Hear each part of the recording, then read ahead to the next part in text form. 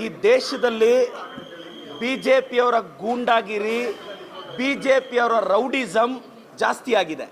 ಯಾಕೆ ಈ ವಿಚಾರ ಪ್ರಸ್ತಾಪಿಸ್ತಿದ್ದೀನಿ ಅಂದರೆ, ಈ ಬಿಜೆಪಿಯವರ ಗೂಂಡಾಗಿರಿ ಸರ್, ನಿನ್ನೆ ಬಿಹಾರದ ಪಾಟ್ನಾದಲ್ಲಿ ಕಾನ್ಸರ್ ಅಂತ famous coaching centre teacher NEET ಪರೀಕ್ಷೆ ಬಗ್ಗೆ ಮೋದಿಯವ್ರನ್ನ ಪ್ರಶ್ನಿಸಿದ್ರು, ನೀಟ್ ಪರೀಕ್ಷೆ ಬಗ್ಗೆ ಧರ್ಮೇಂದ್ರ ಪ್ರಧಾನನ ಪ್ರಶ್ನಿಸಿದ್ರು ಅಂತ ನಿನ್ನೆ ಅವ್ರ ಕೋಚಿಂಗ್ ಸೆಂಟರ್ ಮೇಲೆ ರಾತ್ರಿ ಅಟ್ಯಾಕ್ ಆಗುತ್ತೆ. 8ರಿಂದ 10 ಸಲ ಗನ್ ಫೈರ್ ಮಾಡ್ತಾರೆ. ಒಬ್ಬ ಕಾನ್ಸರ್ ಅಂತ ಬಡವ್ರ ಮಕ್ಕಳಿಗೆ ಟೀಚರ್ ಪಾಠ ಹೇಳ್ಕೊಡೋ ಟೀಚರು ಕೇಂದ್ರ ಸರ್ಕಾರದ ವಿರುದ್ಧ ಮಾತಾಡಿದ್ರು ಅಂತ ಬಿಜೆಪಿ ಗೂಂಡಾಗಳು ಹೋಗಿ ಬಿಜೆಪಿ ಬೆಂಬಲಿತರು ಕೋಚಿಂಗ್ ಸೆಂಟರ್ನೇ ಪುಡಿ ಪುಡಿ ಮಾಡಾಕಿದ್ದಾರೆ.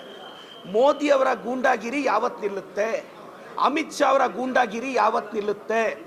ಯಾಕೆ ಒಳ್ಳೆತನ ಸತ್ತೋಗಿ ಎಷ್ಟು ದಿನ ಆಯಿತೋ? ಮೋದಿಜಿಯವರೇ, ಅಮಿತ್ ಶಾ ಅವರೇ, ನಿಮ್ಮ ಗೂಂಡಾಗಿರಿ ವೆಸ್ಟ್ ಬೆಂಗಾಲಲ್ಲಿ ಅಭಿಷೇಕ್ ಬ್ಯಾನರ್ಜಿ ಮೇಲೆ ಅಟ್ಯಾಕ್ ಮಾಡಿದ್ರಿ. ನಿಮ್ಮ ವಿರುದ್ಧ ಯಾರೆಲ್ಲ ಮಾತಾಡ್ತಾರೋ ನಿಮ್ಮ ಬೆಂಬಲಿಗರೋಗಿ ಅವ್ರನ್ನ ಅಟ್ಯಾಕ್ ಮಾಡೋದು, ಇಂಥವೆಲ್ಲ ಪ್ರಜಾಪ್ರಭುತ್ವದಲ್ಲಿ ನಡೆಯಲ್ಲ. ಇವತ್ತು ಕಾನ್ಸರ್ ಅಂತ ಸರ್ ಬಿಹಾರಲ್ಲಿ ದಯವಿಟ್ಟು ತಾವು ನೋಡಬೇಕು. ಕೋಚಿಂಗ್ ಸೆಂಟರ್ ಮುಂದೆ ಹೋಗಿ ಯಾವನಾದರೂ ಗನ್ ಫೈರ್ ಮಾಡ್ತಾನ? 8ರಿಂದ 10 ಸಲ.